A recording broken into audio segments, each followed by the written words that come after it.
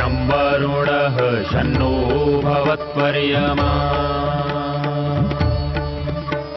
शन्न इन्द्रो बृहस्पतिः शन्नो विष्णुरुक्रमः ॐ शान्ति शान्ति शान्तिः।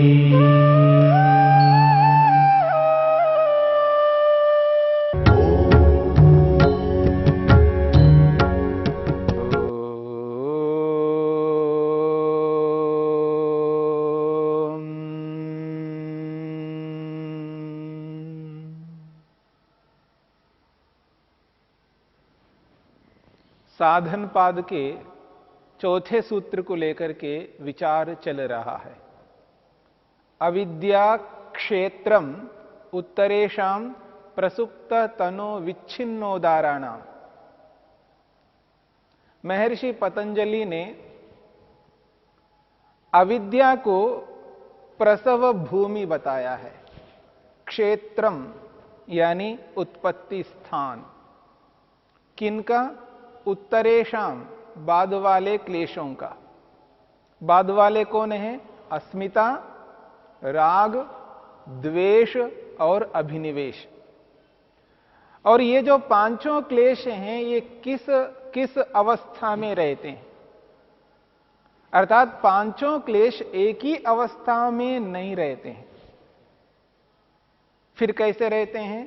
तो महर्षि कहते हैं प्रसुप्त, तनु, विच्छिन्न और उदार। कभी तो प्रसुप्त में रहते हैं, कभी तनु की स्थिति में रहते हैं, कभी विच्छिन्न की स्थिति में रहते हैं और कभी उदार की स्थिति में रहते हैं। यानी इन पांचों क्लेशों की अवस्थाएं ये। अब इन एक एक क्लेश के विषय में महर्षि वेदव्यास परिभाषित करते हैं। वो कहते हैं प्रसुप्त को प्रसुप्त क्यों कहते हैं? वो कहते हैं तत्र का प्रसुप्ति ही। आपने ये जो बात कही है कि क्लेश इन स्थितियों में रहते हैं, इनमें जो प्रसुप्त है ये प्रसुप्त क्या है? किसे प्रसुप्त कहते हैं? तो महर्षि समाधान करते हैं चेतसी शक्तिमात्र प्रतिष्ठानाम बीज भावोपगमः।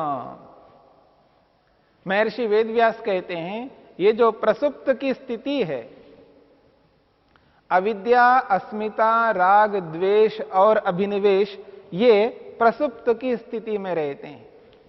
कैसे? चेतसी। चेतस कहते हैं मन को, और सप्तमी विभक्ति में है चेतसी, मन में। यहां इस बात को समझने का प्रयत्न करना है, ये जितने भी क्लेश हैं ये क्लेश मन में रहते हैं, आत्मा में नहीं रहते हैं। इस बात को समझने का प्रयत्न करना। आत्मा तो नित्य है, शुद्ध है, बुद्ध है, मुक्त है। आत्मा किसी से लिप्त नहीं होता। आत्मा निर्लिप्त अलग ही रहता है, और जो भी रहते हैं वो मन में रहते हैं। चाहे वो संस्कारों के रूप में है, चाहे वो अविद्या के रूप में है, चाहे वो धर्माधर्म के रूप में है, सब कुछ मन में ही रहते हैं। और समाधि पाद में हमने इस बात को लेकर के विचार किया है, जहां मन के प्रसंग में यह बात स्पष्ट की गई है। समाधि पाद के 24वें सूत्र में जहां ईश्वर की परिभाषा की है, वहां पर एक विशेष बात कही है। क्लेश कहां रहते हैं? तेचा मनसी वर्तमाना, ऐसा कहा है। वहां मन शब्द का प्रयोग किया है। मनसी वर्तमाना, मन में विद्यमान होते हुए आत्मा को कहे जाते हैं। स ही तत्फलस्य भोक्ता, क्योंकि इन क्लेशों का जो फल है उन फलों को तो भोगने वाला आत्मा है। इसलिए यहां पर कहा जा रहा है ये जो पांचों क्लेश हैं ये प्रसुप्त अवस्था में कहां रहते हैं, तो कहा चेतसी, मन में रहते हैं। और किस रूप में रहते हैं? शक्ति मात्र प्रतिष्ठानाम, ये केवल शक्ति के रूप में विद्यमान रहते हैं। बीज भावोपगम, ये केवल बीज के रूप में मन में विद्यमान रहते हैं, यानी कार्यरत नहीं रहते हैं, कार्यान्वित नहीं होते हैं, अपने स्वरूप को प्रकट नहीं करते हैं। अविद्या का जो स्वरूप है, अस्मिता का जो स्वरूप है, राग का जो स्वरूप है, द्वेष का जो स्वरूप है, अभिनिवेश का जो स्वरूप है, इन स्वरूप को वो प्रकट नहीं करते। बस बीज रूप में, शक्ति के रूप में, केवल शक्ति के रूप में मन के अंदर विद्यमान रहते हैं, कार्यान्वित नहीं होते हैं। इसी को प्रसुप्त कहते हैं। एक मोटा सा उदाहरण ले लीजिएगा। एक मनुष्य सो रहा है, रात्रि के काल में निद्रा ले रहा है। निद्रा के काल में वो जागृत व्यवहार नहीं करता, यानी जागृत अवस्था में जिन जिन व्यवहारों को वो करता है उन व्यवहारों को वो बिल्कुल नहीं करता। क्यों? सोया हुआ है। सोता हुआ व्यक्ति जागृत व्यवहार नहीं कर सकता। ठीक इसी प्रकार से ये जो पांचों क्लेश हैं, जब वो प्रसुप्त की स्थिति में रहते हैं, अर्थात सोते हुए हैं, मानो कि वो सोए हुए हैं, सोए हुए हैं, निद्रा में हैं, यूं कह लीजिएगा। अब वो जो निद्रा की स्थिति है, इस स्थिति में न तो अविद्या काम करती है, न अस्मिता काम करती है, न राग काम करता है, न द्वेष काम करता है, न अभिनिवेश काम करता है। कोई भी क्लेश काम नहीं करता, क्योंकि सभी क्लेश सोए हुए हैं, प्रसुप्त हैं।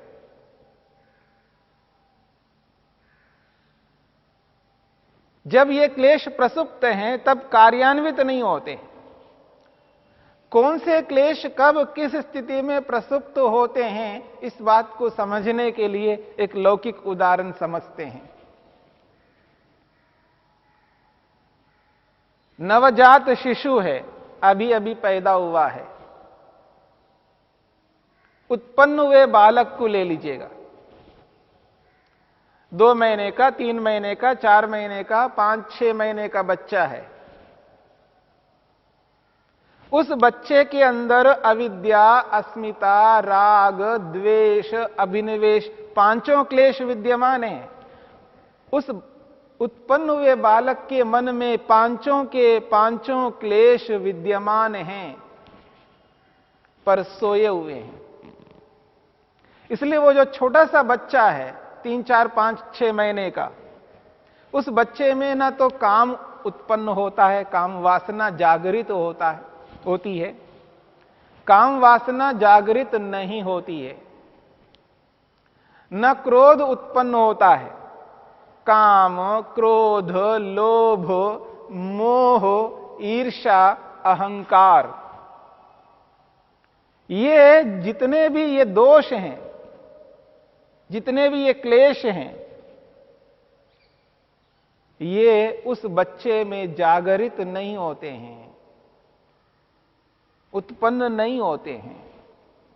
ये सब के सब उसके मन में हैं, परंतु सोए हुए हैं, बिल्कुल जागृत हो नहीं सकते। वो परिस्थिति ही नहीं है जागृत होने की।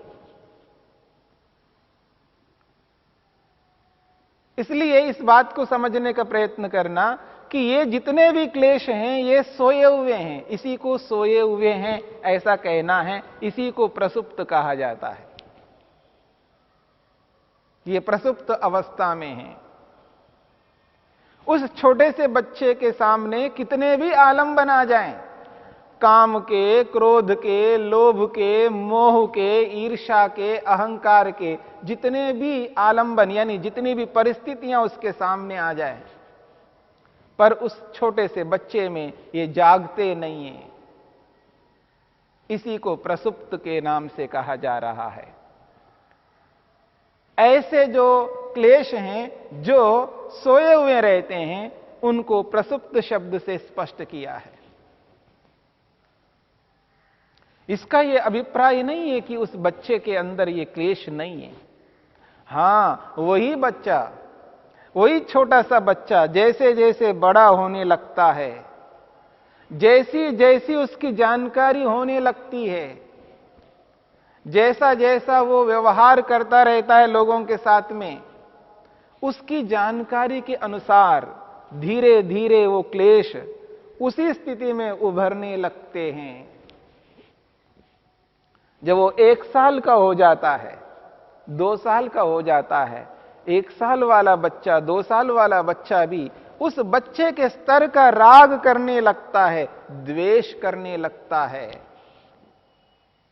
अस्मिता भी करने लगता है, अभिनिवेश भी करने लगता है, और अविद्या से भी युक्त होता है।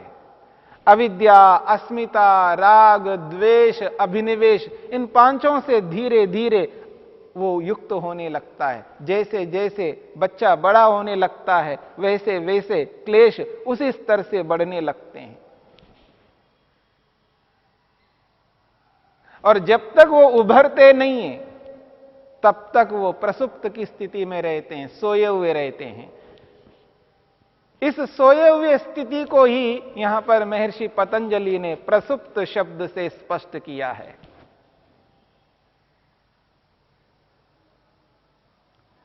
और देखिएगा, ये जितने भी सोए हुए पड़े हैं हमारे मन के अंदर क्लेश, आप देखेंगे दुनिया में न जाने कितने प्रकार के पदार्थ हैं। कौन सी वस्तु कब उसके सामने आ जाए, कब उसका वो सोया हुआ राग जागे, वो सोया हुआ द्वेष जाग जाए, वो सोया हुआ अभिनिवेश जाग जाए, वो पांचों में से कोई भी क्लेश जाग सकता है जब विषय सामने आ जाए। परंतु जब तक वो विषय सम्मुख नहीं होते हैं, वो परिस्थिति सामने नहीं आती है, देश काल परिस्थिति जब तक उसके अनुकूल नहीं बनते हैं, तब तक वो सोए पड़े रहते हैं। पर रहते जरूर हैं। यह निश्चित है कि प्रत्येक मनुष्य में ये सारे के सारे क्लेश विद्यमान रहते हैं। प्रसुप्त की स्थिति में रहते हैं या तनु की स्थिति में रहते हैं, विच्छिन्न की स्थिति में रहते हैं, किसी न किसी रूप में ये क्लेश प्रत्येक व्यक्ति के मन में विद्यमान रहते हैं। कोई यह ना समझे कि मेरे मन में ये नहीं है, कोई ये ना सोचे मुझे तो क्रोध ही नहीं आता है, कोई ये ना समझे कि मेरे को तो राग होता ही नहीं है, कोई एक ना समझे कि मेरे को अभिनिवेश नहीं होता है। हां, आज नहीं है क्रोध, आज नहीं है राग, आज नहीं है अभिनिवेश, इसका ये अभिप्राय नहीं है कि उसके मन में वो नहीं है। हैं, पर क्यों नहीं हो रहे? क्योंकि सोए हुए हैं। उनको जगाने की आवश्यकता है, उनके जागने की आवश्यकता है, लेकिन उनका जागना परिस्थिति के अनुसार, समय के अनुसार, काल के अनुसार, अलग अलग स्थितियों में अलग अलग क्लेश जाग जाते हैं। तो इसलिए इस बात को समझने का प्रयत्न करना है। क्लेश हैं पर सोए हुए हैं। ये जो स्थिति है, इस स्थिति को समझना है और समझ करके इनको समाप्त करने के लिए, इनको कमजोर करने के लिए, तनु बनाने के लिए हमें उद्यम मेहनत करना है। और क्रिया योग को अपनाना है।